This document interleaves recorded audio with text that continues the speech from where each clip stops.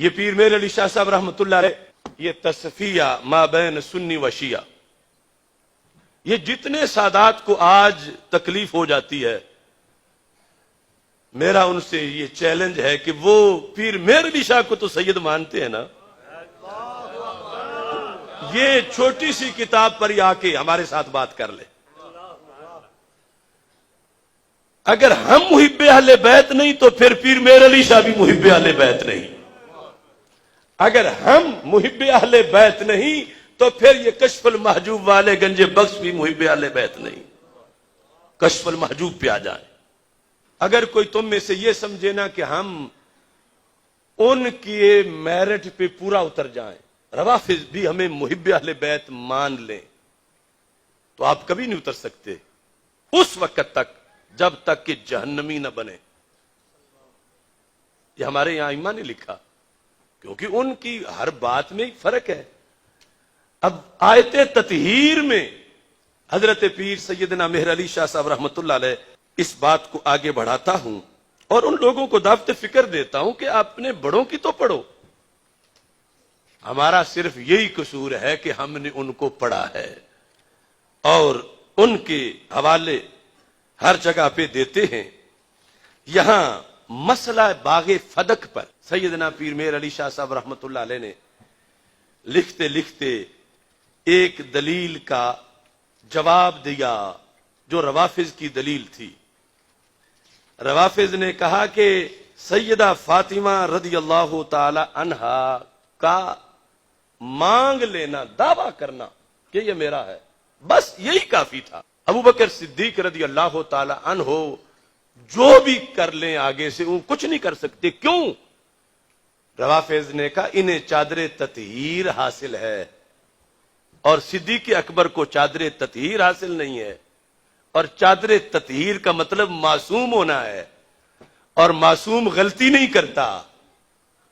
تو پھر حضرت فاطمہ رضی اللہ تعالی عنہا کا دعویٰ تو اس آیت سے ثابت ہو گیا۔ اب دیکھو، لوگ کہتے ہیں تم بھی مان جاؤ تو فرق کیا پڑے گا؟ اب پیر میر علی شاہ صاحب سے کہا گیا آپ بھی تطہیر والا یہ معنی مان جائیں۔ آپ نے فرمایا میں کیوں مانوں یہ معنی، اگرچہ بات میری امی جان کی ہو رہی ہے، لیکن ہم نے وہ ماننا ہے جو قرآن نے بتایا ہے۔ اب لفظ غور سے سنو، ایک ہے تطہیر کا معنی روافض کے ہاں معصوم ہونا کہ ان سے غلطی کا امکان ہی نہیں، اور دوسرا ہے تطہیر کا معنی اہل سنت کے نزدیک کہ غلطی کا امکان تو ہے لیکن رب نے حفاظت فرما دی ہے۔ لفظ سنیں، فرماتے ہیں کہ اس موضوع پر ایک اور دلیل جو فریق مخالف کی طرف سے دی جاتی ہے وہ یہ ہے کہ اللہ تعالیٰ نے بموجب آیت تطہیر اہل بیت علیہم رضوان کو پاک گردانا ہے، لہذا سیدۃ النساء رضی اللہ تعالی عنہا فدق کا دعویٰ کرتے ہوئے کسی ناجائز امر کی مرتکب نہیں ہو سکتی۔ یعنی جب وہ معصوم ہیں تو وہ ناجائز بول کیسے سکتی ہیں؟ یہ روافض کی دلیل ہے۔ کہتے ہیں اس دلیل کا تفصیلی جواب آگے چل کر آیت تطہیر کی فصل میں دیا جائے گا، یہاں اتنا کہہ دینا کافی ہے۔ یہ اگلے جملے جو ہے نا، میں بولوں کوئی بھی آج کا بولے تو دوسری طرف سے فوراً کہا جائے گا ان کے دل میں کوئی مروڑ ہے، اور یہ بول رہے ہیں پیر میر علی شاہ صاحب، تو پتہ چلا مروڑ کا مسئلہ نہیں، شریعت کی حفاظت کا مسئلہ ہے۔ کیا وضاحت کی؟ فرمایا تطہیر کا معنی جو وہ لیتے ہیں وہ غلط ہے، تطہیر کا معنی جو سنی لیتے ہیں وہ صحیح ہے۔ اب سنی معنی لیتے ہیں، اس سے پھر اب فرق کیا نکلے گا؟ کہتے ہیں کہ آیت تطہیر کا مطلب ہرگز یہ نہیں، ہرگز یہ نہیں، یہ نہیں کہ یہ پاک گرو معصوم ہے، سرکار کے علاوہ جو 4 تن ہیں 5 تن میں کہ یہ پاک گروہ معصوم ہے. پیر میر علی شاہ فرما رہے ہیں آیت تطہیر کا ہرگز یہ مطلب نہیں. تطہیر ہے مگر یہ معصوم نہیں. کیوں؟ معصوم صرف رب کے نبی ہیں انسانوں میں. تطہیر کا جو معنی رب نے دیا وہ بھی بڑی شان ہے، لیکن تطہیر کا یہ مقصد نہیں کہ انہیں نبیوں کے ساتھ ملایا جائے. نبی معصوم ہیں انسانوں میں. اور یہ فرمایا کہ آیت تطہیر کا مطلب ہرگز یہ نہیں کہ یہ پاک گروہ معصوم ہیں اور ان سے کسی قسم کی بھی خطا کا سرزد ہونا ناممکن ہے. یہ مطلب نہیں. خطا کا سرزد ہونا ممکن ہے.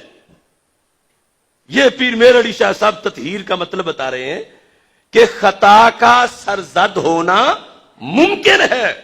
تو پھر فرماتے ہیں اس کا یہ مطلب ہے کہ اگر بمقتضائے بشریت ان سے کوئی خطا سرزد بھی ہو تو وہ عفو و تطہیر الہی میں داخل ہوگی. رب عفو کر دے گا. یہ نہیں کہ خطا ممکن ہی نہیں رہی. لہذا فرماتے ہیں سیدۃ النساء رضی اللہ تعالی عنہا کی تحریک اور سلسلہ جنبانی نے ہم کو سمجھا دیا کہ آیت یوصیکم اللہ فی اولادکم للذکر مثل حظ الانثیین میں خطاب امت کی طرف ہے اور خلفائے ثلاثہ کے علاوہ اہل بیت پاک علیہم رضوان نے بھی باغ فدق کے غیر مورث ہونے کو اپنے عمل سے ثابت کر دکھایا اور سارے عالم پر واضح ہو گیا، سارے جہان پر، کہ جناب سیدۃ النساء رضی اللہ تعالی عنہا بھی بوجہ بدعت الرسول علیہ السلام ہونے کے ابدیت محضہ کی وارث ہیں اور اپنے والد ماجد علیہ السلام کی طرح ان کی عالی اور پاک شان بھی ملکیت کے دھبا اور خدائی فیصلے پر ناراضگی کے نقص سے منزہ اور پاک ہے. یعنی یہ فرمایا کہ مسئلہ باغ فدق میں یہ روافض تم دلیل نہ بناؤ کہ معصوم تھی تو مانگنا ہی حق کی دلیل ہے. پرانی خطا کا امکان تھا اور خطا پر تھیں، جب مانگ رہی تھیں خطا پر تھیں، لیکن جب آگے سے حدیث آئی تو ان کی یہ شان ہے کہ جن کے جگر کا ٹکڑا ہے ان کی حدیث سن کے سر تسلیم خم کر لیا.